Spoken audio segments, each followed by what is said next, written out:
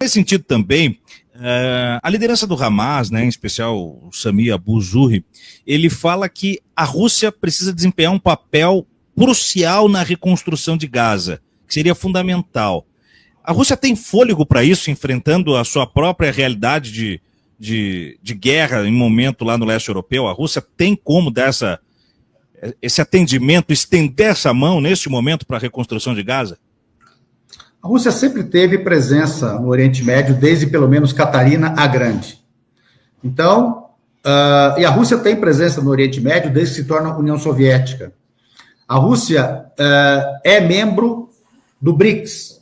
A Rússia é membro permanente do Conselho de Segurança. É uma potência bélica, uma potência política e diplomática. A Rússia, portanto, tem condições, sim, de capitanear isso, como o BRICS, e aí o Brasil entra. Nós, da FEPAL, defendemos que o BRICS capitaneie e que o Brasil tenha papel privilegiado nisso. Porque BRICS entra também a China, entra também a África do Sul, entram os novos membros integrantes do BRICS, não é? Que agora vários entraram. Inclusive o Egito está no BRICS, a Arábia Saudita está no BRICS, o Irã está no BRICS. Uhum. Então você legitima um guarda-chuva grande. Uhum. E países importantes como a China e a Rússia não participam desse genocídio, assim como o Brasil não participa. E esses dois países que eu citei, China e Rússia, a China também integra como membro permanente do Conselho de Segurança. Tem expertise em reconstrução, tem recursos técnicos, recursos econômicos, enfim, podem cumprir esse grande papel. Essa é uma defesa anterior de outras forças, e nós da FEPAL, numa audiência pública na Câmara dos Deputados, no ano passado, há mais de um ano, defendemos exatamente isso, que os BRICS devem assumir a reconstrução de Gaza. E essa é uma posição oficial já da FEPAL, uma posição protocolada, já publicizada, Walid? Já, há bastante tempo. Que interessante, e faz total sentido. E você sabe dizer, de alguma maneira, se a apreciação disso tem algum tipo de avanço, tem algum tipo de viabilidade? Seria não só, eu vejo um compartilhar do fardo dessa responsabilidade de frentes que têm condições de fazer isso, né?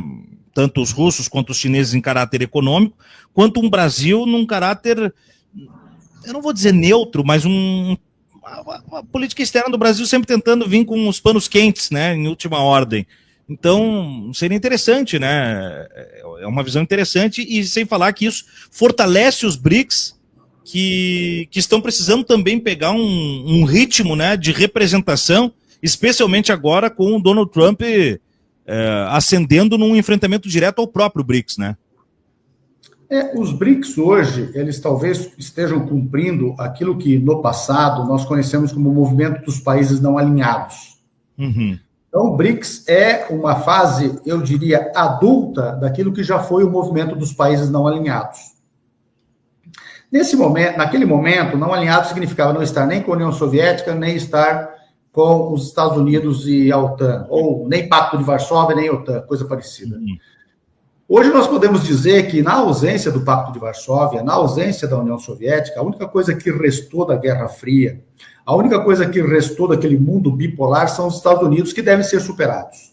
Portanto, nós precisamos ainda destruir um dos pilares da Guerra Fria, que são os Estados Unidos. Não é destruir os Estados Unidos, é destruir este pilar anacrônico da Guerra Fria e do mundo bipolar.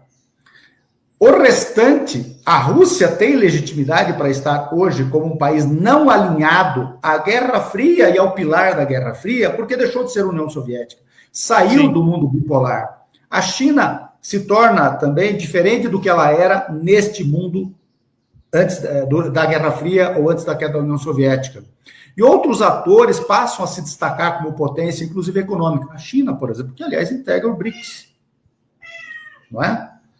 O Brasil hoje tem um papel internacional, diplomático e político, econômico e, porventura, por que não bélico, que ele não tinha tempos atrás. O Brasil só se torna um grande protagonista, inclusive aumentando em muitas vezes o seu comércio bilateral com o mundo árabe, a partir de 2023, quando no primeiro mandato do governo Lula ele realiza a cúpula países árabes e países da América do Sul, tudo isso mudou. O mundo hoje, ele tem um anacronismo, que chama-se Estados Unidos/OTAN. Israel está neste anacronismo.